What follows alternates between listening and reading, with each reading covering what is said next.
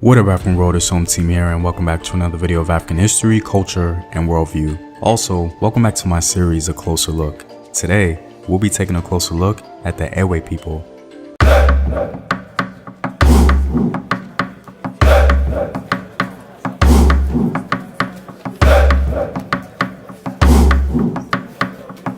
As always, by supporting this channel on Patreon, you're helping in the creation of these videos and supporting this content. If you'd like access to full courses and sources, or you simply want to show your support, you may do so by clicking the Patreon link in the description box below. The Eʋegbe people are the largest ethnic group in Togo, and they tend to dominate the country economically speaking. The Eʋegbe people comprise of a number of clans or subgroups, such as the Anlo of Ghana and Togo, the Uachi, Mina, the Aja, and others. The Eʋegbe are closely related to the Fon people of Benin, but they tend to be distinguished by their historical resistance to the kingdom of Dahomey. The early history of the Eʋegbe people is not really well known, unfortunately. According to oral tradition, the Eʋegbe people began a gradual westward migration from Oyo in the Yoruba region of modern-day Nigeria in the 13th century. Despite this, archaeological evidence suggests that the Eʋegbe had a longer and more continuous presence in the Eʋegbe heartland of southern Togo. However, both of these may be true, as Eʋegbe oral history may reflect the diversity within Eʋegbe identity, with the existence of numerous clans or subgroups. One theory suggests that this oral tradition may have arisen during the 18th century, when Oyo came to overpower Dahomey and their neighbors in Togo. Oral tradition also tells us about why the Eʋegbe decided to migrate. A 17th century tyrant by the name of King Agakoli of Notsi was said to have run havoc on the Eʋegbe people. This state-sanctioned abuse, according to some scholars, shaped the Eʋegbe's decision to not form any large states with oppressive leaders. But of course, this is just a theory and we can't know for sure.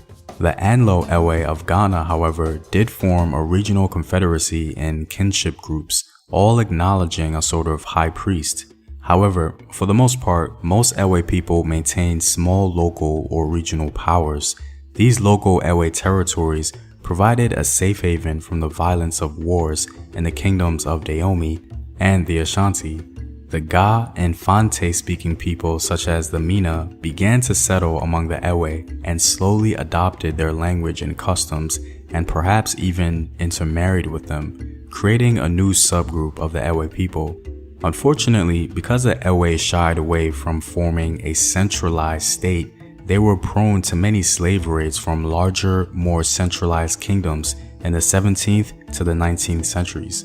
In addition to sharing a language and certain historical experiences, Eʋegbe communities were knit together by trade, as market women exchanged fish and imported European goods for the agricultural produce of interior groups within the continent.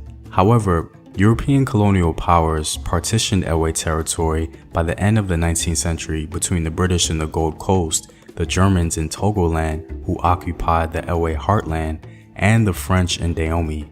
Ironically, European colonialism and abuse actually strengthened Eʋegbe identity. When British and French mandates further divided the Eʋegbe heartland of southern Togoland, it was primarily the trade distribution that gave rise to the Eʋegbe unification movement after World War I.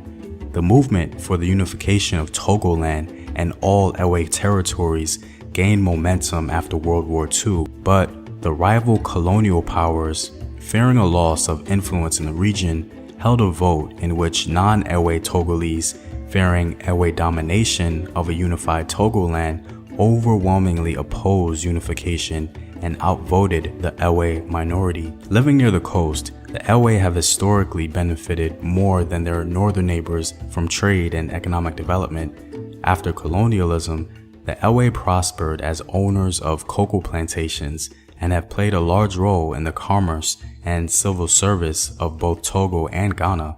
Especially in Togo, their economic power has earned the resentment of northern ethnic groups, leading to the Eʋegbe's exclusion from political power in Togo since the days of independence. Well, I'm all out, guys. If you like these videos and want to help in its continued production, consider supporting the home team on patreon.com. The link is in the description box below. Know thyself. Remember your ancestors. Peace.